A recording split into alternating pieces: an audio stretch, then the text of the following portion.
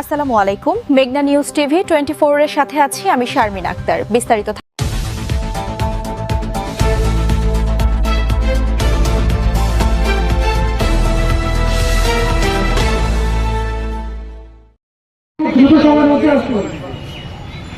আমাদের হাতে অনেক সময় কম, আপনারা খুব দ্রুত সময়ের মধ্যে আসুন। 50 টাকা লিখিত প্রার্থীরা যারা আশেপাশে আছে খুব দ্রুততম সময়ের মধ্যে আপনারা মাইকের এখানে চলে আসুন। আমাদের একটা গুরুত্বপূর্ণ অ্যানাউন্সমেন্ট আছে, আপনারা খুব দ্রুত সময়ের মধ্যে চলে আসুন।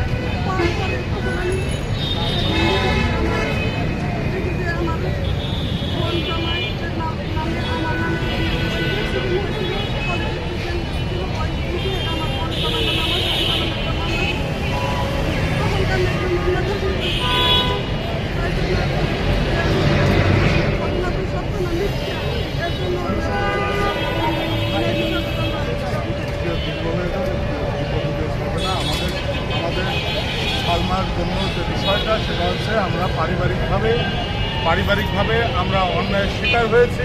আমাদের পারিবারিক বলবেন আমাদেরই বড় ভাই চৌধুরী পার্টির চেয়ারম্যান জনাব লায়ন আব্দুল কাদের জিলানী। আসসালামু আলাইকুম রহমতুল্লাহ। আজকে এই যে টাঙ্গাইলের আমাদের ছোট বোন, এই ছোট বোনের উপরে যে অমানবিক নির্যাতন করা হচ্ছে, আজকে বাংলাদেশে 2024 সালের 5 আগস্টের পরে আমরা যে বাংলাদেশ পেয়েছিলাম, আমরা যে পুলিশ প্রশাসনের ভূমিকা আশা করেছিলাম, আসলে সেই আশা থেকে আমরা এখনো বঞ্চিত। আমাদের জনগণের কাছে দাবি আমাদের জাতির বিবেকের কাছে প্রশ্ন, সেটি হলো কি এই প্রশাসন তারা কবে মানুষের আশা প্রত্যাশা পূরণ করতে চেষ্টা করবে। ওনারা তো মনে হয় কখনো কোনোদিন মনে করে না যে জনগণকে আমরা সেবা দিয়ে তাদের সমস্ত দুঃখ কষ্টের পাশে এবং তাদের পাশে দাঁড়িয়ে আমরা তাদের বিপদমুক্ত করব। এই প্রশাসন আসলে 5ই আগস্টের যে প্রশাসন ছিল সেই প্রশাসন এখনো বিদ্যমান। এই প্রশাসনকে পরিবর্তন না করা পর্যন্ত বাংলাদেশের জনগণের আশা প্রত্যাশা করে কিছুই পূর্ণ হবে না।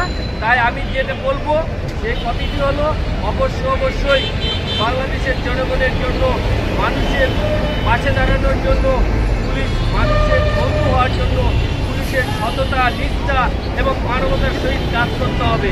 বাংলাদেশের পুলিশ প্রশাসনকে বলতে চাই, আপনারা ভুলে যায় না জনগণের ট্যাক্সের টাকা দিয়ে আপনাদের বেতন স্যালারি হয়। এই জনগণ যদি আবার আপনাদের পিছনে নামে তবে আপনাদের কিন্তু সেই 5ই আগস্ট আবার পুনরাবৃত্তি হবে। আমরা দেশের যে বর্তমান পরিস্থিতি দেখছি, এই বর্তমান পরিস্থিতিতে বাংলাদেশের সর্বোচ্চ পর্যায়ের প্রশাসন, আর এই প্রশাসনকে ঠিক করতে গেলে বাংলাদেশের জনগণকে আবার গর্জে উঠতে হবে। তবে প্রশাসন তাদের সঠিক লাইনে আসার জন্য তারা হয়তো চেষ্টা করবেন। তার প্রশাসনের কাছে বিনীত অনুরোধ, এই টাঙ্গাইলের এই ছোট বোনের যে অমানবিক নির্যাতন করা হয়েছে আপনারা সেটা সুবিবেচনা করবেন, সুদৃষ্টিকোণে তার ন্যায্য বিচার, তার ন্যায্য পাওনাকে ফিরিয়ে দিবেন। এই বলে আমি আপনাদের কাছে বিদায় নিচ্ছি। আসসালামু আলাইকুম ওয়া রাহমাতুল্লাহি ওয়া